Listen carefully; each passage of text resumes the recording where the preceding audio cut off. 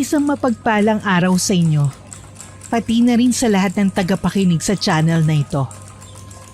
Tulad ng iba, ay meron din akong kwentong kababalaghan na nais ibahagi sa inyo. Itago mo na lang ako sa pangalang Sheena. Ang kwentong ibabahagi ko sa inyo ay nangyari noong 2010 to 2011. Bagong kasal kami noon ng nobyo kong si Carlo. Mga ilang buwan noon ay nagdesisyon akong mangibang bansa para na rin makapagtrabaho at makapag-ipon para maipuhunan sa pangarap naming negosyong restaurant ni Carlo. May trabaho naman ang asawa ko, pero hindi yun sapat para mapabilis ang aming pangarap na negosyo. Kaya nagdesisyon na akong tulungan siya. Ang naisip kong mas mabilis na paraan para makapag-ipon ng malaki-laking pera ay ang pagtatrabaho sa abroad. Magdadalawang taon na ako nun sa abroad nang mapag-usapan namin ni Carlo ang tungkol sa negosyong gusto naming ipatayo. Ang sabi niya sa akin, may nakita na raw siyang lokasyon para doon. Nagkita raw sila ng high school best friend kong si Athena. At siya rin daw ang nag-alok sa asawa ko na kunin na yung bakanting lote. Pagmamay-ari kasi yun ng tiyahin niya. Kaya mas mapapamura daw kami dahil hindi naman ako naiba sa kanila. Dahil maayos naman at swak sa negosyong gusto naming ipatayo ang pwesto nito ay kinuha na nga namin. Nag-usap na rin naman kami ni Athena sa cellphone at nagkasundo kaming pareho. Makalipas ang 3 taon ay umuwi na ako sa bansa dahil nakaipon na ako ng sapat na pera. May naririnig na naman akong hindi magandang bali-balita dyan sa asawa mo, anak. Naku dati ko pa talagang sinasabi sa'yo na hindi talaga ako paig sa kasal-kasal na yan Ayan ka na naman ay sa mga naririnig mo. Hindi ba't pinag-usapan na natin ang tungkol dyan? Walang masamang ginagawa sa akin si Carlo, Nay. Mahal na mahal ako nun. Oo, walang ginagawang masama pag magkasama kayo. Pero nung nasa abroad ka pa, may nakapagsabi sa akin na may kinakatagpo ang asawa mong ibang babae. Nay naman alam ko namang hindi ka boto kay Carlo para sa akin. Pero sana wag mo naman siyang gawan ng maling kwento o siraan sa akin, Nay. Hindi ko siya sinisiraan sa'yo, anak. At lalong hindi ako gumagawa ng kwento. Nay naman ano ba kasi ang problema mo kay Carlo? At hindi mo siya magusto-gustuhan para sa akin? Ilang taon na kaming kasal. At mahal namin ang isa't isa. Tama na, pwede ba? Hindi niya ako sinagot at saka tinignan sa mga mata ng masinsinan. At agad siyang napabuntong hininga. Ilang segundo pa'y nagsalita na siya habang itinuturo-turo ang mukha ko. Nababakas ko sa mga mata niya ang pagtitimpi. Makinig ka sa akin, Sheena. Ito lang ang sasabihin ko sa'yo. Huwag ka sanang umuwi dito sa bahay nang umiiyak dahil niloko ka ng Carlo na yan. Dahil hindi ako nagkulang ng paalala sa'yo. Huwag kang mag-alala, Nay. Hindi ako sasaktan ni Carlo dahil mahal niya ako. Lalo na't patapos na ang pinapagawa namin negosyo. Para lang ipagpalit ako sa kung kani-kanino. Sana nga hindi niya sasayangin. At sana mali ang mga naririnig ko. Kasal na ho kami ni Carlo at may tiwala ho ako sa kanya. Mauna na ho ako. Uuwi na ho ako sa amin. Agad na rin ako umuwi ng Manila nung matapos kong dalawin sila nanay sa Cavite. Kahit hindi maganda ang naging usapan namin ni nanay, ay hindi naman nagbago ang trato ko sa kanya. Nanay ko pa rin siya kahit ano pa ang sabihin niya na hindi ko gusto. Mag-iisang linggo na rin kasi ako umuwi sa Pinas galing sa ibang bansa. Umuwi lang naman ako sa Cavite para ibigay ang mga pasalubong ko sa kanila at para makita na rin sila. Pero hindi ko inaasahan na yung pang isasalubong sa akin ni nanay. Dati pa talaga nung magnobyo pa lang kami ni Carlo, ay ayaw na talaga ng nanay ko sa kanya. Ito rin ang dahilan kaya mas pinili ni Carlo na sa Manila kami kumuha ng condo unit upang doon mamalagi. Dahil hindi nga talaga sila magkasundo ng nanay ko. Nung malapit na ako sa bahay, tinext ko na si Carlo. Sinabi ko rin na dadaan muna ako saglit sa market para bumili na lang ng pagkain namin para sa hapunan. Pagkarating ko sa unit namin, naabutan ko si Athena at Carlo na nag-uusap sa sala namin. Dala niya ang ilang papel ng lupa. "O Bes, ginabi ka yata. Traffic ba?" Sobra. Oo nga pala. Kanina ka pa ba, Bes? Ano yung dala mo? Titulo na ba ng lupa yan? Hindi pa, mahal. May pinapipirma lang siya sa akin. Ano yung dala mo? Akin na. Akala ko titulo na. Pag may titulo na ba, hindi na ba maaangkin ng iba yon? Bahagya silang tumahimik at saka nagkatinginan.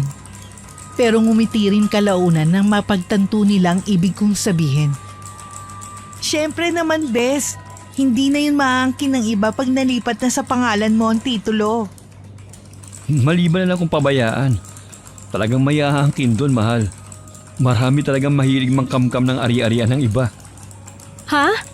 Ganun ba? Dapat pala talaga bantayang mabuti, no? Kumain na nga tayo.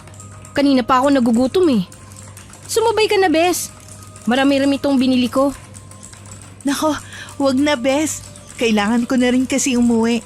May dadaanan pa ako eh. Baka maabutan ako ng traffic. O sige, ikaw ang bahala. Mag-iingat ka na lang dyan sa daan. Hindi na nga nagtagal si Athena sa amin. Kaya kami na lang ni Carlo ang kumain ng dala kong pagkain. Pumuesto naman ako ng upo sa tapat ng lamesa at saka kumain na. Kanina pa talaga kasi ako nagugutom. Oo nga pala, mahal. Kumusta yung pinapatayo natin? Kailan kaya matatapos? Huwag kang mag-alala. Malapit-lapit na yan, mahal. Pinsan ni Athena yung foreman kaya may tiwala ako. Talaga? Mabuti kung ganun. Oo nga eh. Kumusta palang lakad mo? Ayos lang. May hindi lang kami pagkakaunawaan ni nanay. Pero hinayaan ko na. Magkakaayos din kami nun. At tungkol saan naman yan? Kakauwi mo na nagkatampuhan kagad kayo? Wala. Tungkol lang sa mga bagay-bagay. Alam mo naman si nanay. Napakapraning. Hindi ko na natapos ang sasabihin ko nang bigla akong mahilo. Tapos bigla rin sumakit yung sikmura ko na parang may humihila sa mga laman ko. Namilipit ako sa kinauupuan ko. Oh, ano nangyari sa'yo, mahal? Bigla kasi ako nahilo. Tapos masakit pa yung tiyan ko. Aray! Mabuti pa magpahinga ka muna. Baka napagod ka lang sa biyahe. Aray! Ang sakit talaga, Carlo! Hindi ko kaya! Dadalhin na sana ako ni Carlo noon sa ospital. Pero bigla naman tumigil yung sakit na nararamdaman ko kanina. Ipinahinga ko na lang yun. Marahil ay tama siya na napagod lang ako sa biyahe. Kinabukasan, pagising ko'y wala na si Carlo sa tabi ko. Nag-text naman siya sa akin na maaga siyang nagpunta sa site upang tignan ng mga tao. Hindi na raw niya ako ginising dahil mahimbing pa ang tulog ko. Pagkabangon ko'y agad na rin akong naghilamos ng mukha. Naabutan ko naman ng pritong itlog at pritong chorizo sa ibabaw ng lamesa. Kasama ang kaning natira kagabi na ginawang sinangag ni Carlo. Pagkatapos ay nagpatunaw lang ako saglit ng kinain ko at saka nagdesisyon na labhan ang ilang labahin namin bago sumunod kay Carlo dun sa construction site. Nasa kasagsagan na ako ng paglalaba noon nang may makapa ako sa bulsa ng pantalon ni Carlo. Ganun na lang ang gulat ko nung madukot ko ang isang sachet ng kondom. Kondom? Bakit siya may kondom? Nagpipilis naman ako ah. Napakunot noo ako saglit. Pero inisip ko na lang din na baka gagamitin niya yun sa akin. Nung matapos ko ang paglalaba, ay agad na rin akong naligo para sumunod sa site. Pero dahil bigla na namang sumama ang pakiramdam ko, ay tinext ko si Carlo na hindi na ako makakasunod doon. Dali-dali naman siyang umuwi tapos pina-check up niya ako. Pero ang sabi ng doktor ay nilalagnat lang daw ako at kailangan ko lang daw magpahinga. Baka raw nanibago lang ako sa paligid. Dito ka lang sa bahay at magpahinga, mahal. Ako na ang bahalang mag-asikaso sa site. Ewan ko ba, mahal? Parang iba tong nararamdaman ko. Bigla-bigla na lang to. Hindi naman ako ganito dati. Ang sabi ng doktor, nilalagnat ka lang daw. Kaya magpahinga ka at inumin tong mga gamot mo. Hindi ko alam kung lagnat lang ba talaga itong sakit ko. Kasi ibang-iba naman talaga ito sa lagnat na nakasanayan ko. Pero tulad ng sabi ng doktor, nilalagnat lang daw ako. Kaya sinunod ko na lang yun at nanatili sa bahay. Makaraang araw lang ay tumahan na rin ang sakit ko. Kaya nakakapunta na ako sa construction site. Pagkarating ko doon, hindi ko naabutan si Carlo. Ang sabi ni foreman ay pumili raw ng design ng tiles kasama si Athena. Paggabi na rin nung umuwi sila. Kumusta ang pakiramdam mo, mahal? Ayos ka na ba? Maayos na rin. Nakapili ka na ba ng design ng tiles? Oo. I-deliver na nila bukas. Hindi mo man lang hiningi yung suggestion ko. Oo nga pala. Nakalimutan kong tanungin ka. Paano ba naman nagmamadali kanina yung architect? Kaya nawala na sa isip kong tanungin ka. Pero huwag ka mag-alala. Sigurado naman ako magugustuhan mo yung napili kong design. Sino yung nagmamadali? Si architect ba o si Athena? Napatigil siya saglit na tila nagulat sa sinabi ko. Pero agad din naman akong ngumiti sa kanya at nagsalita. Siyempre ayos lang no. Alam ko namang magaling kang pumili ng disenyo eh. Kaya sigurado naman ako maganda yung napili mo. Oo naman, mahal. Ngumiti na lang din siya at saka sinalatang noo ko kung nilalagnat pa ba ako. Parati na nung umaalis sa bahay si Carlo na hindi ko alam kung saan pumupunta. Yung pera namin sa bangko ay nababawasan na hindi napupunta sa pinatatayo naming negosyo. Madalas na wala siya sa site kapag pumupunta ako. Ang sabi ng mga trabahador doon, magkasama raw sila ni Athena.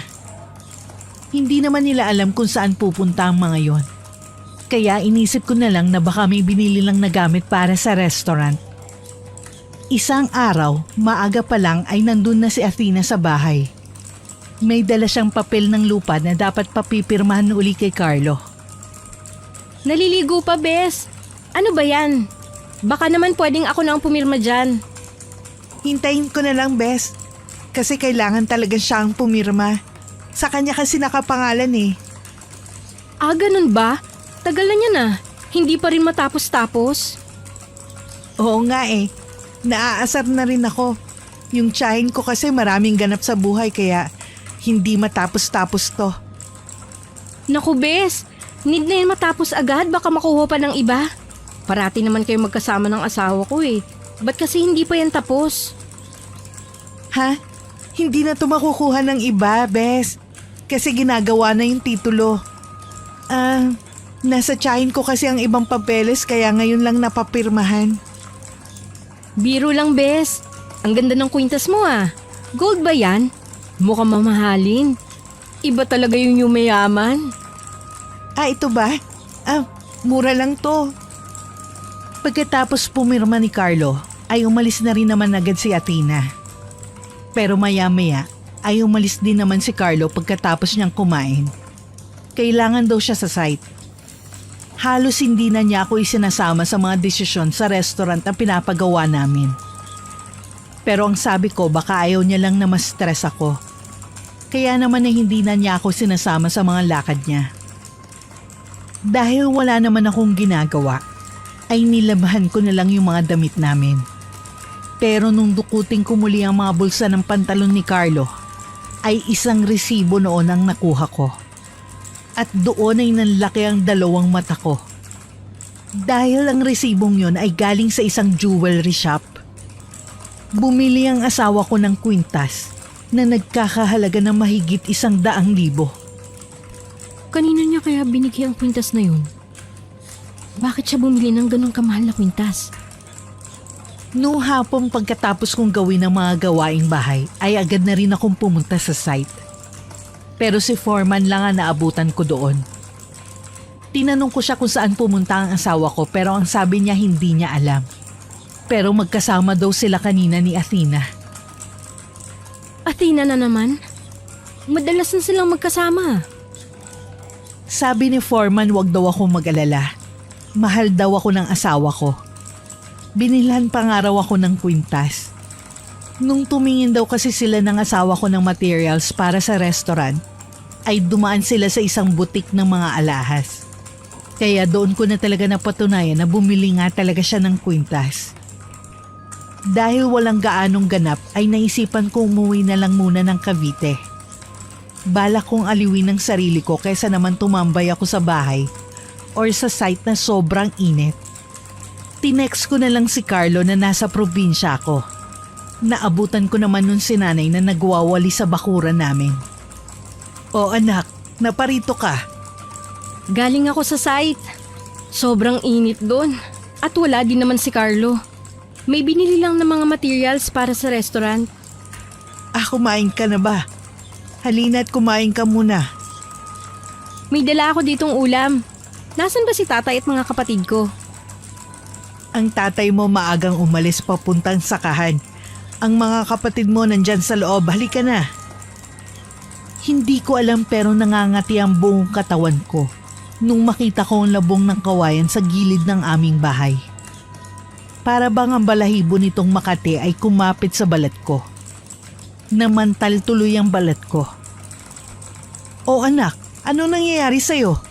Ba't ka namamantal? Sobrang init kasi na eh. Pakiramdam ko nakayakap ako sa labong ng kawayan. Ano? Kailan ka pa allergic sa labong? Ang alam ko mga aswang lang ang ayaw sa labong. Nangangati sila oras makakita ng ganyan. Aswang ba ako, Nay? Agad naman sila nagtawanan nung sabihin ko yun. Pero hindi ko kayang masabayan ang tawanan nilang yun. Dahil sinisira ng pangangati ng balat ko ang mood ko. Mabuti pa, lagyan mo yan ng langis. Sandalit kukunin ko yung langis na binili ko sa merkado kahapon. Ang sabi, mabisa raw yung pantanggal ng kate at pangangalay ng katawan. Mabisa din daw yung pantaboy sa mga masasamang loob. Sige po, Nay. Nung maihaplos nga yun ni nanay sa buong katawan ko, ay biglang uminit ang aking balat na para bang napapaso ako. Napasigaw ako dahil sa hapding nararamdaman ko. Kaya nung nilagyan pa ni nanay ang ibang parte ng katawan ko, tinabig ko na ang kamay niya. Ayoko niyan! Gusto mo ba akong patayin? Sobrang init! Para akong nakalublob sa kumukulong tubig! Nag-hysterical na nga ako noon. Hindi ko namamalayan na sinisigawan ko ng mga kapatid ko pati si nanay. Ibang-iba na rin noon ang pakiramdam ko. Para bang may kung anong nilalang na nabubuhay sa aking katawan at nagwawala ito sa loob ko. Anak, ano ba nangyayari sa'yo? Bakit ka ba nagkakaganyan? Kumalma ka nga. Halos daganan na nga nila ako noon. Dahil sa pagpupumiglas ko kay nanay habang nilalagyan niya ng langis ang katawan ko. Hindi ko rin alam pero parang naging agresibo ako sa mga oras na yun. Ang lamesang nandun malapit sa akin ay nagawa kong pataubin ng isang kamay lang. Halos magulantang silang lahat sa ginawa ko. Maski ako'y hindi ko rin alam kung saan nanggaling ang malakas na puwersang yun. Bitiwan niyo ako! Bitiw! Diyos ko, ano ba nangyayari sa'yo, Sheena anak? Tawagin niyo nga ang tatay ninyo sa sakahan. Sa totoo lang ay hindi ko rin alam ang nangyayari sa akin. Pero ayaw ko lang sa langis na nilalagay ni nanay sa katawan ko. Napapaso ako't nanghihina. Hindi ko alam kung bakit. Basta pakiramdam ko ay lumakas ako't parang may hinahanap akong gusto kong lantakan. Maya-maya ay dumating na rin si tatay. Naaninag ko sa mga mata niyang matinding pag-aalala noong makita niyang naglalaway ako ng malapot. Nagdesisyon sila na patingnan na lang ako sa isang albularyong malapit sa amin. Dahil hindi nila kaya ang pagpupumiglas ko, pinapunta na lang nila ang albularyo sa bahay. Pero pagdating ng albularyo at nang lagyan niya ng krus ang noo ko, bigla akong nawalan ng lakas at biglang tumamlay ang aking katawan. Hindi ko pa natitignan ng anak niyo pero mukhang alam ko na kung anong nangyari sa kanya. Ano nangyari sa kanya, Kaeting? Sandali lang. Sisiguraduhin ko lang. Kahit hindi ako masyadong makagalaw dahil sa nawalan ako ng lakas, kita ko pa rin kung ano ang ginagawa ng albularyo sa akin. Inuha niyang malit na batsyang may lamang tubig at saka nilagyan ng asin at halos pabulong nag-usal ng orasyon. Just cremitarum aximdae aum. 3 beses niya yung inulit-ulit bago umihip sa batsyang may tubig at asin at saka inilapat ang kamay sa mukha ko. Doon na ako nakaramdam ng matinding sakit na parang akala mo may mga butong na babali sa loob ko. Aray! Ang sakit! Ayoko na! Sige lang, Iha. Tiisin mo. Para din yan sa'yo. Kahit parang makakalas ng mga buto ko ay buong puwersa ko pa rin silang itinutulak. Pero nung lapatan muli ng albularyong noo ko ng krus, ay doon na ako nawalan ng malay. Gabi na ako nagising noon. Gising ka na pala, anak. Nagugutom ka ba? Anong gusto mong kainin? Tiningnan ko silang lahat at pilit inaalala ang nangyari sa akin kanina. Naalala ko naman ang iba, pero ang ipinagtataka ko, hindi ko maalala lahat. Ano nangyari, Nay? Anong sabi ng albularyo? Ano daw po ang sakit ko? Anak, may tanong lang kami ng tatay mo sa'yo. Ano bang ginawa mo sa ibang bansa bukod sa pagtatrabaho? Wala naman po, Nay. Minsan nga lang po ako lumabas doon. Pagkatapos ng work ko, wala na akong pinupuntahang iba. Wala ka bang party na pinuntahan o mga inuman? Meron isang beses. Nung inibitahan ako ng kasamahan ko sa trabaho na mag-inuman sa kanila dahil birthday ng kapatid niya. Pero marami naman kami nun. Bakit, Nay? Ang sabi ni Kaeting, baka raw doon mo nakuha itong nararanasan mo. Ano po ba ang ibig niyang sabihin, Nay? Ang sabi niya na yanggaw ka raw. Pero huwag ka mag-alala, anak. Ginagawa naman ni Kaeting ang lahat para gamutin ka. Ano? Nayanggaw ako? Paano nangyari yun, Nay? Yun nga rin ang ipinagtataka namin ng tatay mo eh. Hindi namin alam kung paano nangyari yun. Pero ang sabi ni Kaeting, mas mabuting huwag ka na munang umuwi sa Maynila. Hindi pa kasi tapos ang panggagamot niya sa'yo. Sige, Nay. Kung yan ang makakabuti, iti-text ko na lang si Carlo na hindi muna ako makakauwi. Pinaalam ko nga sa asawa ko na hindi na muna ako makakauwi. Pero hindi ko na sinabi sa kanya ang buong nangyari sa akin. Ayaw kong mag-alala siya at maapektuhan ang pinapatayo naming negosyo. Mabilis naman siyang sumang-ayon at wala nang maraming tanong sa akin. Tuwing gabi naman para akong sinasaniban ng masamang espiritu. At parang mas aktibo pa ako. May mga boses ding bumubulong-bulong sa akin. Yun ang lalong nagpapabaliw sa akin. Lalo na kung kabilugan ng buwan. Tila malakas at agresibo ako. Hanggang sa nagdesisyon na lang sila, natalian na lang ang paa ko ng kadena at ikulong sa loob ng kwarto ko tuwing gabi. Yun din naman ang gusto kong mangyari dahil natatakot ako makaperwisyo ng iba. Nangangayayat na rin ako dahil wala na akong ganang kumain. May kung anong pagkain kasi akong gustong kainin na hindi ko naman matukoy-tukoy. Isang gabi, habang nilalabanan ko ang pwersang bumabalot sa pagkatao ko, may isang pusang biglang dumaan sa bintana ng aking kwarto. Hindi ko napigilan ang sarili kong matakam, kaya nagawa kong sakmalin yon. Doon ay nakaramdam ako na parang napawi ang aking gutom at pagkauhaw. Simula nang mangyari yon, para bang hinahanap-hanap ko na ang lasa ng karne at laman loob nun. Bumalik ang albularyo sa bahay para tignan ako muli. Sinubukan niya akong ulit gamutin para tanggalin ang inilagay na punla sa akin ng aswang. Mukhang mahihirapan tayo. Ang ibong nasa katawan niya ay sumisibol na ang balahibo. Kaunti na lamang ay magiging ganap na aswang na ang inyong anak. Wala ka na bang magagawa para gumaling ang anak namin, Kaeting? Sa ngayon, ang tanging magagawa ko na lamang ay ang pamagali ng pagtubo ng balahibo ng sisiw.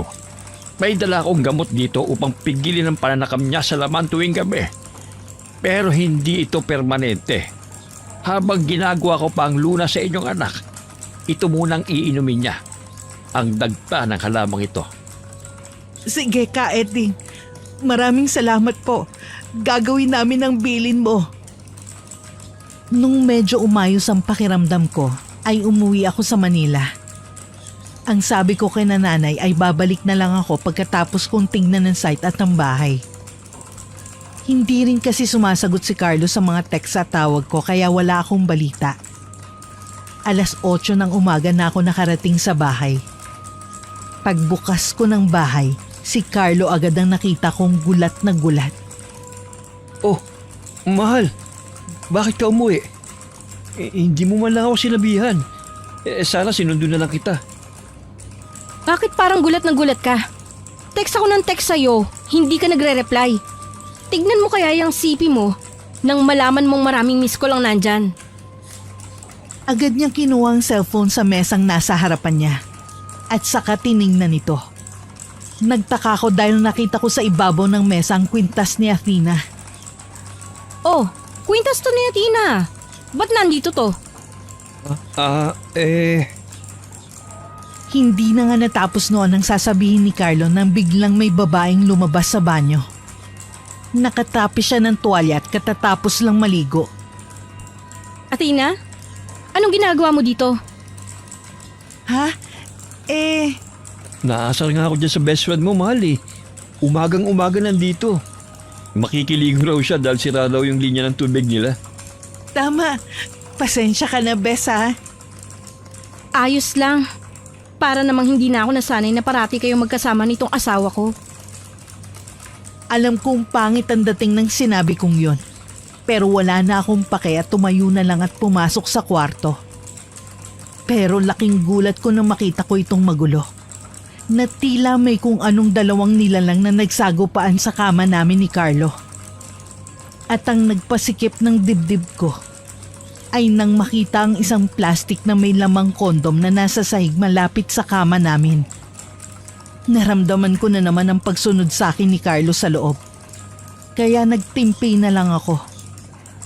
Napansin ko ang pasimple niyang pag-apak sa plastic. At saka marahang pinulot at inilagay sa bulsa. Pagpasensya mo na, mahal, kung hindi ako nakakapagligpit. Busy kasi ako sa pag-aasikaso sa site eh.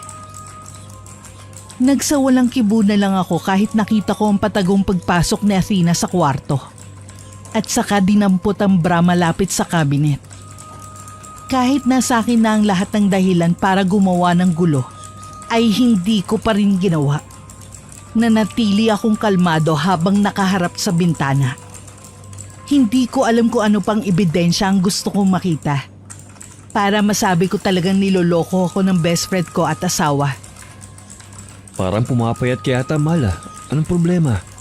Yung mata mo, nangangalumutan na tapos ang putla mo pa. Hindi ka pa nakakatulog sa probinsya? Wala to, mahal. Sige na, ililigpit ko muna tong kwarto natin. Saan na ba si Athena? Kumain na ba kayo? Kung hindi pa, magluluto na lang ako. Hindi na kailangan. Aalis na rin yan si Athena. Naglakad ako palabas ng kwarto at saka sinundan naman ako ni Carlo. Naabutan ko dun si Athena na nagsusuklay ng buhok niya. Uuwi ka na agad, Bes? Mamaya na. Magpapabili ako kay Carlo ng manok. Tikman mo ang adobo ko. Mas masarap pa ito kaysa sa asawa ko. Ha? Ano? Sabi ko, dito ka na kumain. Sige na. Dahil sa pangungulit ko sa kanya, pumayag na lang din siya. Si Carlo naman ay lumabas para bumili ng manok. Tumabi ako kay Athena na nooy nakaupo sa sofa. May naaamoy kasi akong mabango sa tiyan niya. At noong malaman ko kung ano yon, ay agad ko siyang sinabihan. buntis ka. Ha? Ako buntis? Oo, buntis ka. Hindi mo alam? Hindi. Paano mo naman nalaman na buntis ako, Bes? Naamoy ko siya sa tiyan mo. Ano? Aswang ka ba? Pambihira ka naman, Bes. Hindi mo sinasabi na may boyfriend ka pala, Bes. Tagasan siya? Sigurado ako, gwapo yun. Maganda ka eh. Hindi na natuloy ang sasabihin niya dahil biglang dumating si Carlo. Dala na niya yung mga pinabili ko sa kanya. Ito na, mahal. Sigurado ko bang ikaw magluluto? Kaya mo ba? Mukhang puyat ka't pagod ah. Oo naman. Kaya ko na to. Saka gusto ko lang ipatikim kay Athena kung gaano ako kasarap magluto. Kaya kung may gustong umagaw sa'yo, siguraduhin lang niya na masarap siyang magluto ha. Nagtitigan silang dalawa at hindi makatingin sa mga mata ko. Binali naman agad ni Carlo ang usapan. Sa tingin mo, mahal, dadagsain kaya yung restaurant natin? Bakit hindi natin tanungin si Athena? Siya naman ang madalas mong kasama eh. Anong sa tingin mo, Athena? Dadagsain kaya? Malapit sa bayan ng pwesto. Tapos gilid pa ng daan. Sa tingin ko dadagsain siya, Bes. Panay na ang pahaging nasalita ko sa kanila. Pero hindi ko alam kung nakakaramdam sila. Pero sa tingin ko, napapansin nila yon. Pero hindi ngayon ang oras para pagbubuntalin sila. Gusto ko yung mahuli ko talaga silang nasa climax ng kasarapan sabay gulat. Para doon may dahilan na talaga ako para pagpapatayin sila. Kung sakaling papatok sa masa ang restaurant namin, pwede ba kitang kuning manager, Bes? Mahal, napaka-busy na tao ni Athena. Kumuha na lang tayo ng iba. Ba't mo naman nalamang busy siya? Nakasama mo na ba siya buong araw at gabi? Sige, payag ako, Bes. Wala naman akong permanenteng trabaho eh. Ayun, may manager na tayo. Alam ko na magaling ka, Bes. Kaya may tiwala ako sa'yo. Para kung sakaling wala ako, may kasama si Carlo mag-asikaso ng restaurant. Kalmado pa rin ako magsalita na parang walang natuklasang milagrong pinagagagawa nila. Bilib din ako sa sarili ko dahil nagawa kong magtimpi sa mga oras na yon. Nung sumang-ayon na si Athena ay dumiretso na agad ako sa kusina. Naiwan naman silang dalawa sa sofa. Pagkarating ko sa kusina ay bahagya ko silang sinilip. Nagtago ako sa dingding at saka pinakinggan ng halos pabulong nilang usapan. Pero dahil malapit lang ako sa kanila at pakiramdam ko ay tumalas ang aking pandinig, narinig ko ang usapan nila. Ang sabi ni Athena ay parang nahahalata ko na daw sila. Pero ang sabi ni Carlo mag-relax lang daw ito at siya ang bahala. Halos mapaupo ako sa sahig dahil sa mga narinig ko. Dahil ayaw ko mapansin nila, bumalik na ako sa lababo kung saan ko iniwan ang manok. At doon ibinuhos ang sakit at galit na nararamdaman ko. Pagkatapos magluto ay agad ko na rin silang niyayang kumain. Inihanda ko ang lahat ng kagamitan sa lamesa at saka sila tinawag. Alam kong parang katulong nila ako sa puntong yon pero parte yon ng plano ko. Nang pumwesto na sila, ay agad kong sinandukan si Carlo ng kanin at saka ulam. Napansin kong napatingin si Athena sa ginawa ko. Pero itinuon niya rin naman agad ang atensyon sa plato. Iniabot ko sa kanyang mangkok na may lamang manok. Tikman mo, Bes. Masarap yan. Salamat, Bes. Sige nga, mukhang masarap nga ito ah. Masarap talaga yan. Kaya nga na-inlove sa akin itong si Carlo eh. Di ba, mahal? Oo. Tama ka, mahal. Ngumiti siya pero alam kong alanganing ngiti yon. Halatang napilitan na lang siya kaya sumang-ayon. Pinanood ko si Athena na sinubo ang manok na yon. At saka inabangan ang magiging reaksyon niya. Masarap nga, malasa, tapos ang lambot ng manok. Sa sarap niyan, Bes. Sa tingin mo, maaagaw pa kaya ng ibang asawa ko? Muli silang nagkatitigan at saka ngumiti sa akin na matabang. Pero agad ko yung dinugtungan ng patawa-tawang sabi kaya nakisabay na lang din sila. Buntis pala tong si Athena, mahal. Hindi man lang sinasabi sa akin. Ano? Buntis? Sa tono na yun ni Carlo at sa naging reaksyon ng mukha niya, halatang nagulat siya. Pero agad niya rin yung binawi at saka naging kalmado magsalita. Hindi naman malaman ni Athena kung paano yun ipaliwanag kay Carlo.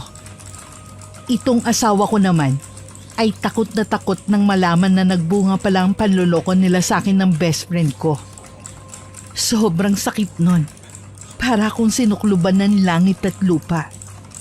Saan na noon pa naniwala na ako sa sinasabi ni nanay? Dahil hindi ko kinakayang tagpong yun, ay nagdesisyon na akong bumalik sa Cavite. Kailangan ko rin kasing inumin ng halamang gamot na binigay sa akin ng albularyo. Nauna namang umalis si Athena para hindi ko mahalata ang kakatihan niya. Nagpaalam naman ako ng maayos kay Carlo at hinatid niya naman ako sa terminal. Maggagabi na nung dumating ako sa Cavite. Agad akong sinalubong ni nanay. Ilang agwat pa lang ang pagitan namin ni nanay ay bumuhos na agad ang mga luha ko. At doon ay sinabi ko sa kanyang lahat. Sinasabi ko na eh. Ayaw mo kasing makinig sa akin, Sheena. Kaya ayan ang nangyari. Wala akong ibang ginawa noon kundi ang umiyak ng umiyak. Nagalit pa nga ng sobra si tatay at umabot sa punto na gusto niyang sugurin si Carlo. Pero ang sabi ko, hindi pa alam ni Carlo na may alam na ako sa panluloko niya. Mabuti na lang at andun si nanay para pakalmahin si tatay. Kumalma rin kalaunan si tatay maliban sa akin. Parang unti-unting napalitan ng matinding galit ang pagmamahal ko kay Carlo. Dahilan para sumpungin na naman ako ng sakit ko. Kaya tinawag uli nila si Kaeting at doon ay inorasyonan niya uli ako. Pero nung gabing yun ay mas lumakas ako lalo. Kaya hirap na hirap silang patahanin ako. Anak, tama na. Pakiusap, marami ka ng galos. Huwag kayo mag-alala. Dala lang ito ng mga nangyari sa kanya kanina. Tumindi ang lakas niya dahil sa galit. Pero kakalma din ito. Malapit ko nang matapos ang gamot para sa kanya. Hinihintay ko pa ang isang sangkap na galing pa sa isang batikan na albularyo sa Mindanao para makompleto ang gamot na yon. Maraming salamat, Kaeting. Ay nako, ginagawa ko lamang ang tungkulin ko, Imelda. Kalaunan noon ay kumalma na rin ako ng bahagya. Pero ang sabi ko sa kanila ay ikadena nila ako para makasigurado. Dahil hindi ko kayang kontrolin ng katawan ko sa tuwing susumpungin ako. Pero ang akala kong maayos na gabi ay nagkamali pala ako. Dahil bilog ang buwan ay mas lalo akong naging agresibo. Tila naging mabangis akong hayop na takam sa laman loob. At doon ay nagawa kong mapigtas ang kadena. At saka binuksan ang bintana at tumalon doon. At pagkatapos noon ay hindi ko na alam ang nangyari.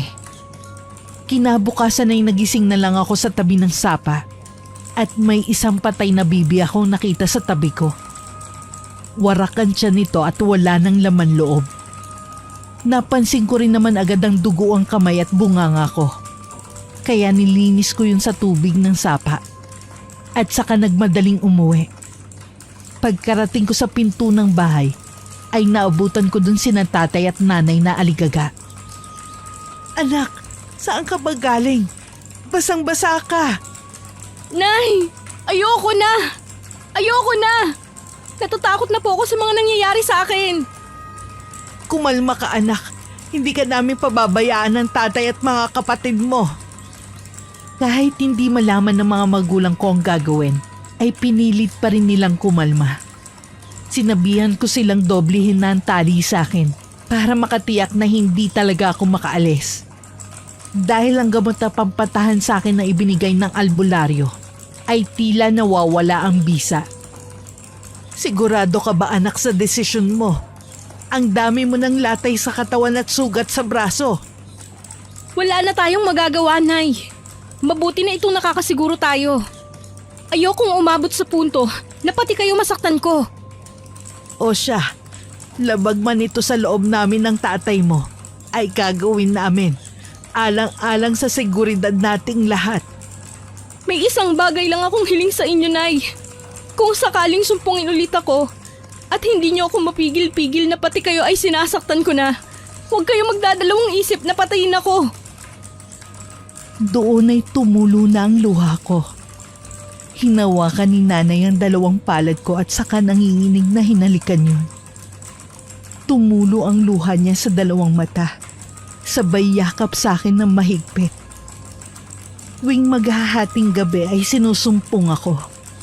Ang tangi maririnig sa bahay ay ang mga ungos ko at sigaw. Naging normal na yun sa bahay tuwing gabi. Binibigyan na lang ako ng mga magulang ko ng mga laman loob ng hayop upang maibsan ang aking pagkatakam at para na rin hindi ako manghina. Tuwing umaga'y tinatanggal naman nila ang kadena sa akin. Pero ibinabalik din sa oras na sumapit ang gabi. Pasensya ka na anak ha. Hayaan mo sa oras na magawa na ni Kaeting ang gamot para sa'yo. Babalik din sa normal ang buhay mo. Magpakatatag ka. Salamat din sa inyo, Nay. Salamat sa inyong lahat. Sa kabila ng kahindig-hindig na sitwasyon ko, nandito pa rin kayo sa tabi ko. Hindi ka namin susukuan anak. Hanggat buhay kami ng tatay mo, hindi ka namin iiwan.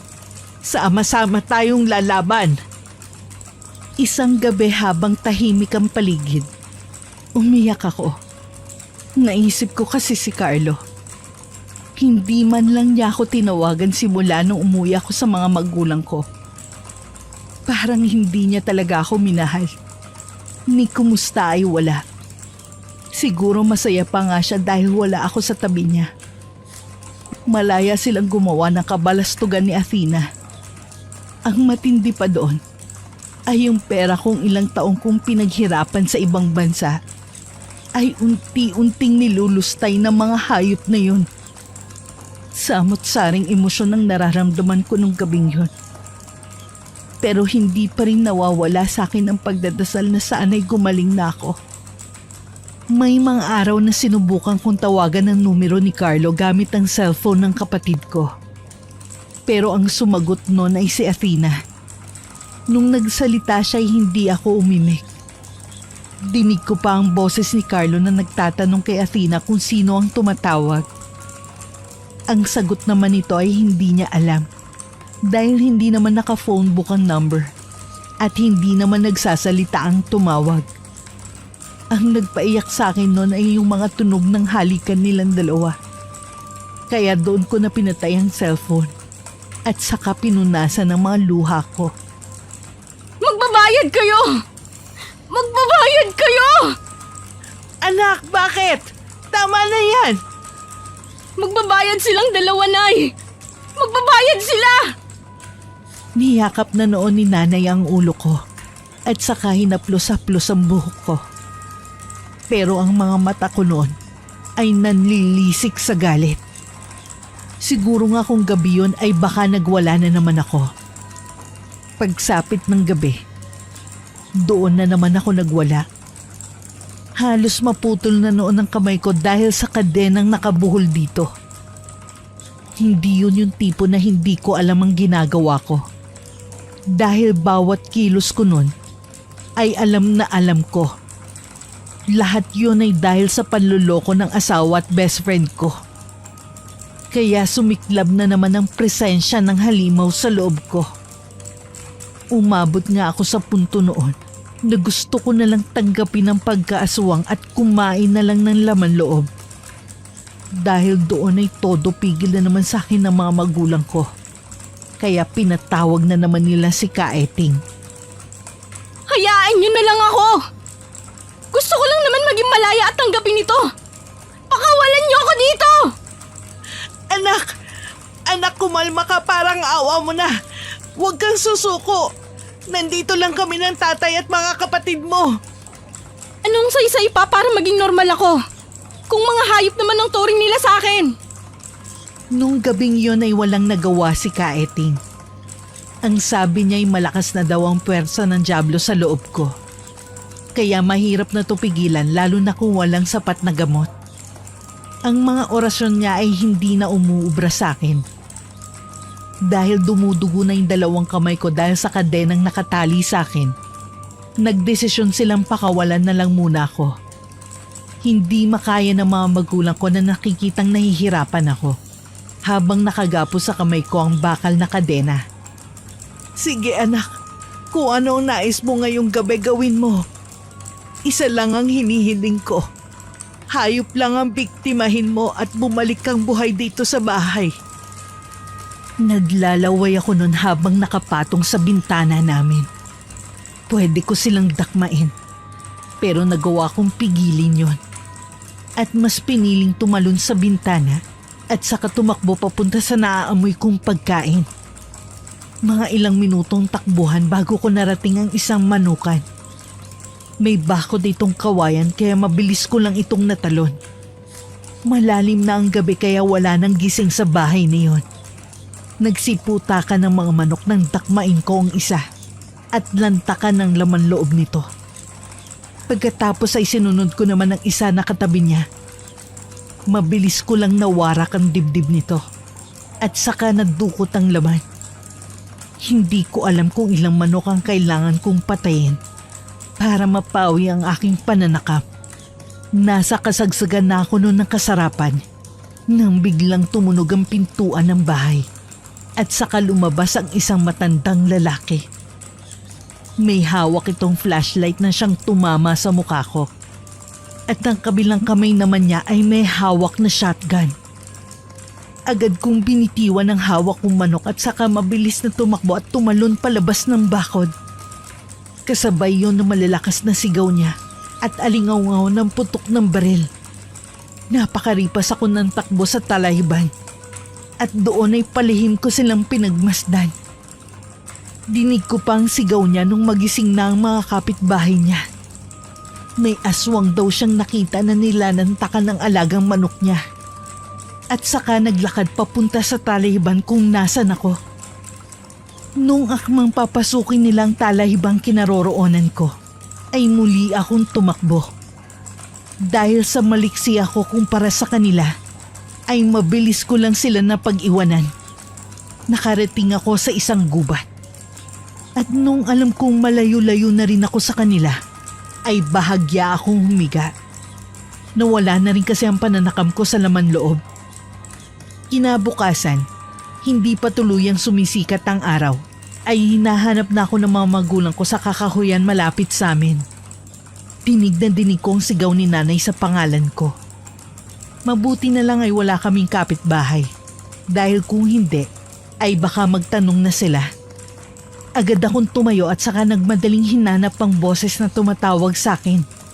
Nakita ko naman agad si nanay na nag-aalala habang tinitignan ang bawat sulok ng gubat. Nang magtama ang aming paningin, ay mabilis niya akong pinuntahan at saka niyakap. Anak, Diyos ko, mabutit ligtas ka! Berting!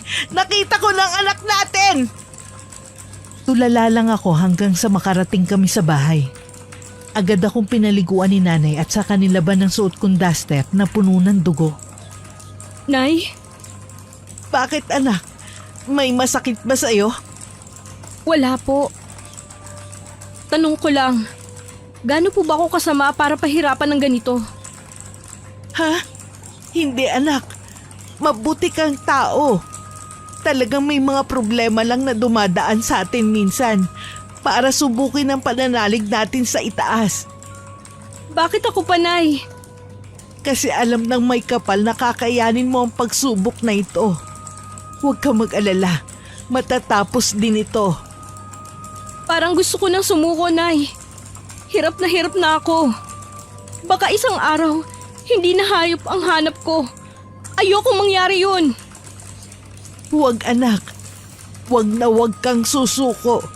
Di ba ang sabi ko, nandito lang kami ng tatay mo? Pakiramdam ko, Sobrang malas kong tao. Malas na nga sa pag-ibig. Tapos ngayon malapit na maging ganap na aswang. Anak, may Diyos. Huwag mong tanggalin sa dibdib mo yan. Maniwala ka sa kanya. Malapit na makumpleto ni Kaeting ang gamot para sa'yo. Hindi ko alam kung hanggang kailan ako maghihintay sa gamot na yun ni Kaeting. Gayong habang patagal ng patagal, ay lalo akong naging marahas. Mag-iisang linggo na rin akong namamalagi noon sa Cavite. Isang araw, nakatanggap ako ng isang tawag mula sa foreman namin. Hindi na raw madalas pumupunta si Carlos sa site. Wala na raw kaming gagamiting materyales. Kaya napatawag ito sa akin. Yun ang nag-udyok sa akin para bumalik sa Manila. Sa kabila ng nangyayari sa akin. Sigurado ka ba, anak? Gusto mo sasamahan ka namin? Delikado sa'yo pag naabutan ka ng gabi. Kaya ko po to, Nay. At saka hindi naman po ako magpapagabi. Wala naman nagiging problema sa akin tuwing may araw. Hindi mo pa rin maalis sa amin ng tatay mo ang mag-alala. Huwag kayong mag-alala. Kaya ko po. Nakokontrol ko naman po ang sarili ko eh. Kaya kung susumpungin man ako, sigurado na makakaya ko. O siya, pagdating mo sa Maynila, tumawag ka agad dito ha. Opo, Nay. Huwag ka mag-alala, tatawag ako agad. Bago ko tuluyang umalis, ay umalik pa ako sa pisngi ni nanay at tatay. Hinatid nila ako sa labas ng bakod at saka kumaway nung nakasakay na ako ng bus. Tanghali na ako nakarating sa Manila. Agad din naman akong tumawag sa bahay upang ipaalam na nakarating na ako sa Manila. Pagkatapos ay dumiretso na lang ako sa site. Wala doon si Carlo. Pero naabutan ko doon si foreman at nag-usap kami.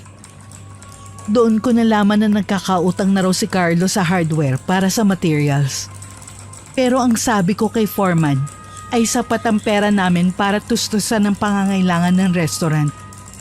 Pero iginiit niya ang problema dahil ang sabi raw sa kanya ni Carlo ay wala ng budget. At nung i-check ko nga noon ang bank account ko, ay nanlumo ako dahil wala na itong laman. Mag-aalas 5 na nang natapos ang usapan namin ni foreman. Nagpasama pa kasi ako sa kanya sa hardware para tiyakin kung may utang ba talaga doon si Carlo. At tama nga ang lahat ng sinabi niya. May kontrata sila doon at nakapirma ang asawa ko. Agad akong dumiretso sa bahay pagkatapos nun. Malayo pa lang ako. Malakas na ang kutob ko na magkasama si Athena at Carlo sa bahay. Dahil may susi naman ako, ay nagawa kong mabuksan ang bahay. At tama nga ako, magkasama silang dalawa. Nakita ko kasi ang heels ng haliparot kong best friend sa likod ng pinto. Kaya marahan akong tumungo sa kwarto naming mag-asawa. Dahil hindi naman nakasara ng maayos ang pinto, ay sumilip ako sa maliit na siwang nito. Itinulak ko yun ng malakas. At bumungad sa akin ang mga katawan nilang walang saplot habang magkapatong. Kitang-kita ko sa mga mata nila ang matinding pagkagulat. Sheena? Bes, Nagulat ba kayo? Sandali, mahal. Magpapaliwanag ako. Ano kasi? Kasi Carlo, may gana ka pang magpaliwanag? Akala ninyo hindi ko alam na matagal nyo na ako niloloko? Best friend ko pa, Carlo! Mga hayop kayo! walang imik noon si Athena. At saka nakayuko lang habang nagkukumot. Ako naman ay umiyak na sa sobrang sama ng loob at sakit na nararamdaman. Tumayo naman si Carlo at saka nilapitan ako. Mahal, sorry. Hayaan mo ako magpaliwanag. Paliwanag? Anong klaseng paliwanag yan? Punyeta! Sige, sabihin mo. Makikinig ako kahit wala ka nang dapat ipaliwanag pa. Alam mo naman kami mga lalaki. Talaga maghahanap kami ng ibang putahe. Pero hindi ibig sabihin yan ipinagpapalitan namin ng mga asawa namin. Maniwala ka, mahal, please. Punyeta ka, Carlo! Dinamay mo pa yung ibang lalaki. Ang sabihin mo, hindi ka lang talaga makontento. Ano ba dapat ang ginagawa para mahalin ang buo? Mahal kita, maniwala ka, mahal. Talagang natukso lang ako. Pero ikaw pa rin ang mas pipiliin ko. Tumigil ka, Carlo! At wag mo akong matawag-tawag na mahal. Dahil ni minsan, hindi mo ako minahal.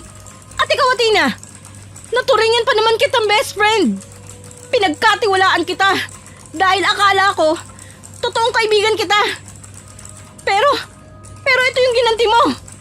Kaya pala parati ka sa bahay. Sorry, Bes. Hindi ko sinasadya. Sorry. Nawala ba yung sakit dahil nagsorry ka? Unti-unti na akong sinusumpong dahil sa matinding emosyon. Hindi ko namamalaya na dahan-dahan na palang bumabakat ang mga ugat ko sa leeg. Lumuhod si Carlo sa harapan ko, pero hindi ko siya pinansin. Dahil wala nang kahit sino ang makakapagpakalma sa akin sa mga oras na yon. Pakiusap, mahal. Bigyan mo ba ako ng isang chance? Pakiusap. Sa tingin mo, ganun lang kadali yun, Carlo? Nang ibang bansa ako para makapag-ipon. Para matupad ang pangarap nating dalawa na restaurant. Nagsakripisyo ako ng ilang taon sa ibang bansa. Tapos ito ang igaganti mo? Alam ko, mahal. Alam ko. Kaya nga nandito ako. Lumuluhod sa harap mo. Humihingi ng isa pang pagkakataon. Nagsisisi na ako, mahal. Kahit ano pang sinasabi noon ni Carlo na pagmamakaawa sa akin ay tila wala akong naririnig. Galit ang siyang naghari sa dibdib ko. Dahil doon ay tumindi ang emosyon ko. Bigla akong nakaramdam ng matinding pananakit sa buong katawan ko. Para bang nakakalas yung mga buto. Napahiga ako sa sahig sa sobrang sakit. Naramdaman ko rin ang unti-unting pagtubo ng kuko ko. Mahal, anong nangyayari sa'yo? Mahal! Ilang sandali pa'y kumalma na ako. Nawala na noon ang pananakit ng mga buto ko. Nakayuko lang ako habang nakabaluktot ang katawan sa sahig. Sa pagkakataon na yon, ay alam ko na sa sarili ko. Nasaan yung aswang na ako. Kaya nang itaas ko ang ulo ko para tumingin kay Carlo, ay napaatras siya nang makita ang itsura ko. Ah! Ano nangyayari sa'yo? Ano nangyari sa kanya, Carlo? Hindi ko rin alam. Tignan mo, naglalaway siya. Alam ko ang ginagawa ko, pero hindi ko kayang pigilin ang sarili kong matukso sa mga laman nila.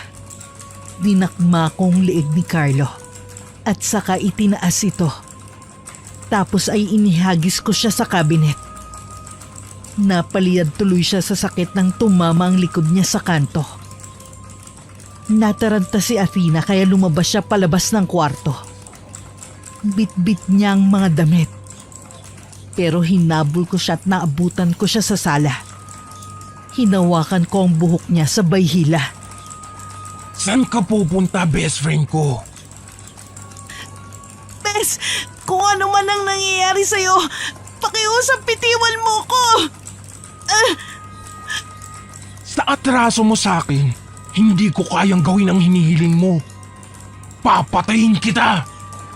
Huwag, Bes! Di ba sabi mo buntis ako? Maawa ka sa bata! Hindi ako nakakaramdam ng awa sa ganitong anyo. Hindi na ako katulad ng Sheena na nakilala mo. Agad ko siyang sinakal at saka iningungod sa sahig. Wala na akong maramdamang awa o pag-aalinlangan sa mga ginagawa ko sa kanila. Nilamon na ako ng galit at tuluyang tinanggap ang pagkaaswang. Gusto mang sumigaw ni Athena pero hindi niya yung magawa dahil hawak ko ang kanyang leeg. Masarap ba? Damihin mo ang hagupit ng aking ganti! Parang awa mo na, Sheena! Pakawalan mo ko! Hindi ako makahinga! Maya-maya pa'y nakaramdam ako na may tumamang matigas na bagay sa ulo ko. Nung paglingon ko, ay nakita ko si Carlo na may hawak na bakal na tubo. Bitiwan mo siya! Hindi na ikaw siya na kilala ko! Sa tingin mo, uubra yan sa akin? Gusto mo bang ikaw ang unahin ko? Nagbabaliw ko na, Sina. Athena, sige na, tumakas ka na. Talagang pinapatakas mo pa yung kabit mo, ha? Anong gusto mo mangyari? Hayaan ko lang siya na patayin mo? Kahit kailan, manloloko ka talaga. Noong ibaling ko ulit kay Athena ang atensyon ko, ay muli akong pinagpapapalo ni Carlo ng hawak niyang tubo. Napabitaw ako kay Athena dahil sa nakaramdam ako ng sakit. Kaya nagawa niyang makawala sa mga kamay ko. Bilis, takbo! Tumakas ka na! Hindi! Hindi ako papayag na makatakas yung babae mo, Carlo! Isasama ko kayo sa impyerno! Kinalmot ko si Carlo at saka itinulak. Kaya nabitiwan niya ang hawak niyang tubo. Agad ko naman ibinalik kay Athena ang atensyon ko. Nanooy gumagapang papunta sa pinto. Nang makarating siya sa dulo, ay mabilis ko naman siyang hinabol doon. At hinawakan ko ang paa niya at saka hinila pabalik. Saan ka pupunta, best friend ko? Bitiwan mo ko, please! Kahit anong pagmamakaawa pa ang gawin mo, hindi kita bibitiwan. Nung handa ko ng sakmalin si Athena, ay muli akong hinataw ni Carlo. Pero dahil mariin ang pagkahawak ko kay Athena ay hindi ko siya nabitawan. Nilingon ko agad si Carlo at saka itinulak. Noong bahagyang napaatras si Carlo ay doon ko na sinunggaban si Athena. Sinakmal ko ang leeg niya para mawalan siya ng puwersa at mawalan ng malay. Napasigaw si Carlo nung makitang duguan si Athena. Anong ginawa mo, Sina? Halimaw! Halimaw ka na! Hindi ko sila pinakinggan. Bagkus ay tinulak ko pa ang ulo ni Athena sa sahig upang makagat ko to ng maayos. Ilang sandali lang ay naramdaman ko na si Carlo na hinihilang buhok ko palayo kay Athena. Kaya napabitaw ako. Tumigil ka na! Inaamin ko na nagkamali ako. Niloko kita. Pero hindi nagbabago ang pagtingin ko sa'yo. Mahal pa rin kita, Sina. Anong nangyayari sa'yo? Bahagyang napatigil ako at saka sinikap unawain ang sinabi ni Carlo. Ano nga ba talaga ang nangyari sa akin? Bakit ako nagkakaganito? Mga katanungan sa isip ko na mabilis ko lang din naman nasagot. Nagkaganito ako dahil sa'yo. Dahil sa putyang inang pangarap nating restaurant. Nang ibang bansa ako para tuparin yun. Nakisama ako sa ibang tao at nagtiwala para tumagal sa trabaho. Pero hindi ko akalain na aabot sa punto na paiinumin nila ako ng alak na may dalang sumpa. Umuwi ako ng Pilipinas at ito ang natuklasan ko sa'yo. Kaya kalaunan, naging ganito ako.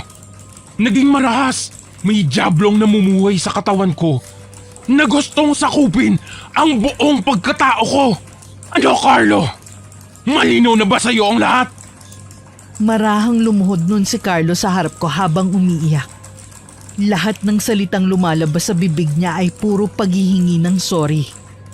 Malapot ang dugo ni Athena sa bibig ko. Pero kaya ko yung palabnawin ng luha kung tumutulo mula sa mga mata ko. Ilang segundo ding tumila ang tensyon na yun. Hanggang sa makaramdam ako ng matigas na bagay na tumama sa likod ko. At doon ko nakita si Athena. Nagigil na hinahampas sa akin ng flower vase. Kaya muli akong naalarma at sinugod muli si Athena. Pero agad akong niyakap ni Carlo at saka hindi na pinakawalan. Tumakas ka na, Athena! Bilisan mo! Mahigpit ang pagkakayakap sa akin ni Carlo. Nakalakang kamay at paa niya sa leeg at bewang ko. Kaya kahit anong pagpupumiglas ko, ay hindi ako makawala sa kanya. Nagawang mabuksan ni Athena ang pinto at saka tarantang lumabas. Carlo! Bitiwan mo ako! Ako naman ang may atraso sa'yo eh. Kaya ako na lang ang patayin mo. Hayaan mo siyang makatakas. Pareho niyo akong niloko. Kaya pareho kayong may atraso sa akin. At pareho din kayong dapat mamatay. Sheena, buntis si Athena. Walang kasalanan ng bata, kaya dapat siyang mabuhay. Lalong tumindi ang galit ko nung marinig ko ang tungkol sa bata. Ang bunga ng kanilang pagtataksil. Kaya nagawa kong tumayo habang karga-karga ko si Carlos sa likuran ko. Dahil malapit sa bibig ko ang braso niyang nakayakap sa akin, ay kinagat ko yon sabay bunggo sa kanya sa pader. Napabitaw siya at saka inindang tama. Aray! Ang likod ko! Ang sakit na nararamdaman mo, wala pa yan sa kalingkingan na nararamdaman ko. Nung akmang bubuksan ko na ang pinto para habulin si Athena, ay mabilis na hinarangan ako ni Carlo. Kaya hinawi ko siya ng malakas. Dahilan para tumama ang ulo niya sa pader. Kaya nawalan siya ng malay. Pero laking gulat ko nang bumukas ang pinto. At doon ay bumungad sa akin sina tatay at nanay. Kasama nila si Kaeting na albularyo. Nanlaki ang mga mata ko. Dahil alam ko ang dahilan nila kaya sila nandun. Napaatras ako ng bahagya sa kanila. Anak! Wag! Wag kayong lalapit! Bakit? Nandito na ang gamot na matagal na nating hiniintay para gamutin ka. Ayoko! Ilayo niyo sa akin ang gamot! Umalis na kayo! Anak! Ano ba nangyayari sa'yo? Bakit ka nagkakaganyan? Kung ayaw ninyo masaktan, ilayo ninyo sa akin ang albularyo at ang gamot! Ano nangyayari sa kanya, Kaeting? Ba't parang hindi niya tayo kilala? Parang naging agresibo pa siya lalo. Dahil yun sa puot at galit na matagal niyang tinimpi. Isa yun sa rason para madali siyang lamunin ng diablo na nasa katawan niya. Malapit na siyang maging ganap na aswang. Dahil siya mismo ay tinanggap niya yun. Ang hinihintay niya lamang ay sumibol ng husto ang balahibo ng uwak. Anong gagawin natin, Kaeting? Baka maging aswang na ang anak namin, hindi ko kakayanin yun. Isa lamang ang alam kong paraan. Gagamutin natin siya na may kasamang dahas. Dahas? Baka ba paano ang anak namin, Kaeting? Magtiwala ka sa Panginoon, Imelda. Ililigtas niya ang anak mo. Doon na nag-umpisang mag-usal ng dasal ang matandang albularyo. Pero sinugod ko siya upang hindi niya yun ituloy. Pero malakas ang puwersang bumabalot sa kanya na siyang nagpapahirap sa akin. Tumigil ka, tanda! Walang kwenta ang dasal mong yan! Hindi mo ako mapipigil! Anak, tumigil ka na! Hayaan mong gamutin ka ni Kaeting! Oo, tumigil! Umalis na kayo dito! Alis! Muli kong sinugod ang matanda na kanina pa nakapikit habang nag-uusal ng dasal. Ngunit marahan akong tinutulak palayo ng hangin na nanggagaling sa kanyang puwersa. Binabalot siya ng malakas na aura. Ang mga aparato sa bahay ay nagsimula na rin magsiliparan dahil sa enerhiyang nanggagaling sa dasal niya. Mariin ko yung nilalabanan upang hindi ako mapasama sa mga lumilipad na mga kagamitan sa loob ng bahay. Hindi mo ko kaya! Hindi! Hindi mo ko kaya, tanda! Humakbang siya palapit sa akin habang palakas ng palakas ang dasal niya. Gusto niya akong cornerin sa pader para mahuli niya ako. Pero sinisikap ko pa rin kontrahin ang puwersa niyang tumutulak sa akin. Hanggang sa dumiin ang dasal niya at lalong lumakas ang ihip ng hangin. Nagawa niya akong masukol sa pader at doon ay nakadipa ko habang nakasandal. Hindi ko magawang pagalawin ng mga kamay at paa ko dahil tila may nakagapos dito. Tumigil lang ang hangin noon nang tumigil ng albularyo sa pagdadasal. Anak, ayos ka lang ba? Huwag ka munang lalapit sa kanya, Imelda. Nasaan yung aswang pa rin siya? Hoy, tanda! Anong ginagawa mo? Pakawalan mo ko dito! Hindi niya ako sinagot sa halip ay lumapit pa siya sa akin. Tapos may kinuha siyang maliit na bote sa bulsa at saka binuksan yon. Pero pumikit muli siya at saka umusal ng Latin na salita. Ano na naman yan, tanda? Hindi ka pa ba kontento sa ginawa mo? Hindi ba't sabi ko, ilayo mo sa akin yung gamot na yan? Mabuti kang bata, Sheila. Kaya dapat na gumaling ka. Ang gamot na ito ay mataas ang antas at bihira lamang makikita sa mga albularyo. Paswerte ka at merong isang albularyo sa Mindanao ang gustong tulungan ka. Kaya ibinigay niya ang isang sangkap upang makumpleto ko ang gamot na ito. Hindi ko kailangan yan. Lumayo ka! Alam kong hindi mo kagustuhang mangyari ito sa'yo. Kaya para sa diablong ibon na naririyan sa katawan mo, magpaalam ka na dahil tutunawi ka nitong gamot na hawak ko. Hindi pa rin napapawi ang galit na namumuo sa dibdib ko. Kaya gusto ko pa rin makawala mula sa kapangyarihan ng matanda. Nandun pa rin ang pananakam ko sa laman at pananabik na mapatay ang dalawang manloloko.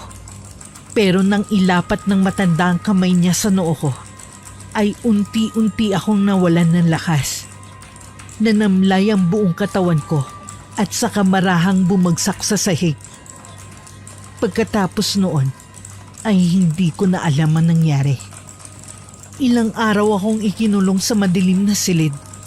Sobrang tahimik. At ang bawat sigaw ko ay bumabalik lang sa akin. Pakiramdam ko ay walang nakakarinig sa akin sa labas. May kadenang nakatali sa bewang ko na nilagyan pa ng malaking padlock. Ang kabilang dulo ng kadenang yon ay nakasimento sa dingding. Pilit kong hinahatak para matibag at matanggal ang kadena. Pero hindi ko magawa. Hindi ko alam kung bakit ako nanghihina. Sigaw ako ng sigaw. Tawag ako ng tawag. Hinahanap ko ang aking mga magulang pero wala sila. Para akong itinapon sa madilim na lugar. Pakiramdam ko'y nasa labas na ng mundo. Nay! Nay! Nasaan na po kayo? Bakit ako nandito? Bakit niyo po ako hinayaang makulong dito?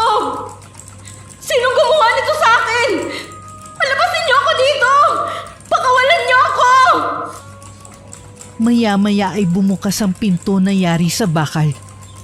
Dahan-dahan itong bumubukas na para bang nahihirapan na nagtutulak dahil sa sobrang bigat. Ilang sandali pa'y tumambad sa paningin ko si Kaeting. Gising ka na pala. Kumusta na ang pakiramdam mo? Kayo po ba ang nagkulong sa akin dito? Nasaan ako? Nandito ka sa bodega ko. Bodega? Nasaan po si nanay sa si tatay? Gusto ko sila makausap. Sinabihan ko sila na huwag munang lalapit sa iyo. Nasa ilalim ka pa ng proseso ng panggagamot ko. Hindi pa tuluyang nawawala ang sumpa ng pagkakaaswang sa iyo. Makakalabas ka lamang dito kapag tuluyan ka lang gumaling. Ilang araw na po akong nakakulong dito. Hindi pa naman umaabot ang 1 linggo. Huwag ka mag-alala. Makakalabas ka rin dito. Bakit ganito ang lugar na to? Bakit ako nanghihina? Ang bodega na ito ay napalilibutan ng tanim ng mga halamang pangontra sa mga aswang. Kaya ka naghihina.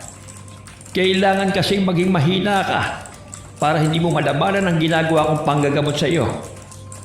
Sinadya ko ang bodega na ito para dito lunasan ang mga kagaya mong nayanggaw.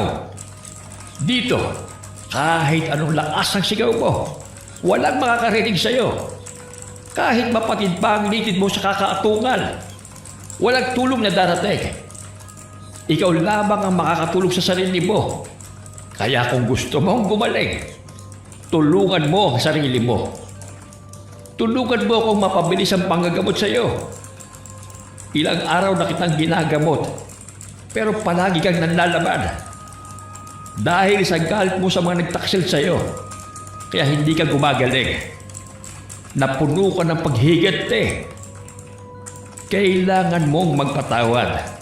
Huminahon at bumangon muli. Huwag mong hayaan ang sarili mong nandito lamang habang buhay. Labanan mo ang pagkaaswang. Isuka mo na lahat. At huwag kang magtira. Hindi ko po alam ang sinasabi nyo. Ang gusto ko po ay makauwi na. Sisimulan ko na uli ang panggagamot sa iyo.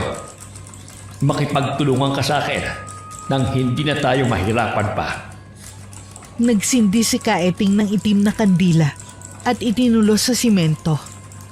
Pagkatapos ay naglagay siya ng isang palangganang may tubig at may iba pang halo na hindi ko alam kung ano.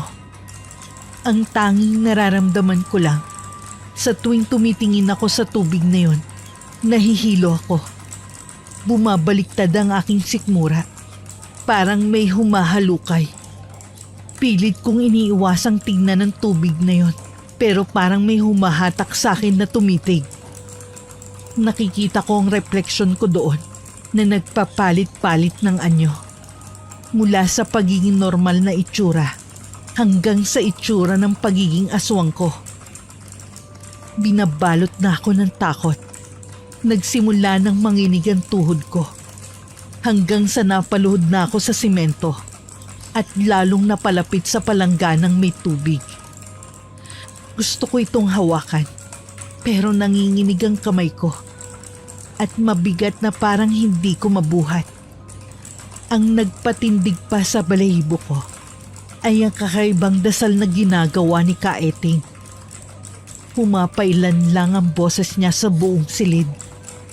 Nabibingi ako at parang sasabog ang ulo ko sa sakit. Naninigas sa galit ang aking mga daliri. Tinitigan ko ng masama si Kaeting. Nakaupo lang siya sa harapan ko at kalmadong nagsasagawa ng ritual. Parang halimaw ang tingin ko sa kanya. Hindi ko alam kung may problema ba ako sa aking paningin dahil nakikita ko siyang parang gumagalaw pero hindi naman. Tigilan mo yan! Ayoko marinig! Masakit sa ulo! Ayoko yan! Tama na! Tigil na! Isuka mo ang laman ng tiyan mo! Ilabas mo lahat yan! Pagkasabi niya nun, ay bigla na lang hinalukay ng matindi ang aking tiyan. Naramdaman ko pa ang pag-alon ng tiyan ko. Gumagalaw ang bituka ko na parang may sariling pag-iisip. Parang may umaahon. Parang may halimaw sa loob ko at gustong kumawala. Nararamdaman ko ang kung anong bagay na umaal sa paakyat sa lalamunan ko. Naitukod ko ang aking mga braso sa semento at saka napayo ko. Dahilan para mas matitigan ko ang palangganang may tubig na nasa harapan ko. Nanlaki ang mga mata ko sa aking nakita. Hindi ko alam na nasaan yung aswang na pala ko. Na hindi ko man lang napansin na nagpalit na pala ako ng anyo. Halos mapatid ang litid ko dahil sa hirap. Gustong gusto ko nang isukang nasa tiyan ko pero parang ayaw niyang lumabas. Nagahalo ang iyak ko at pag-atungal. Hindi ko na pinansin ang pagtayo ni Kaeting. Pumunta siya sa likuran ko. Sininghalan ko pa siya pero hindi naman natakot. Pinahiran niya ako ng langis sa aking likod. Sobrang init noon at napapaso ako. Nilagyan din niya ang aking tiyan.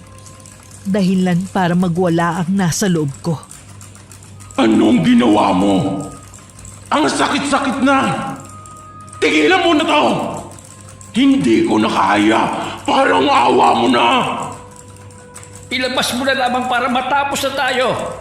Magiginhawaan ka sa oras na mailabas mo ang punla! Magiginhawaan ka sa oras na mailabas mo ang punla! Huwag mo nang pigilan yan! Hindi ko pipigilan!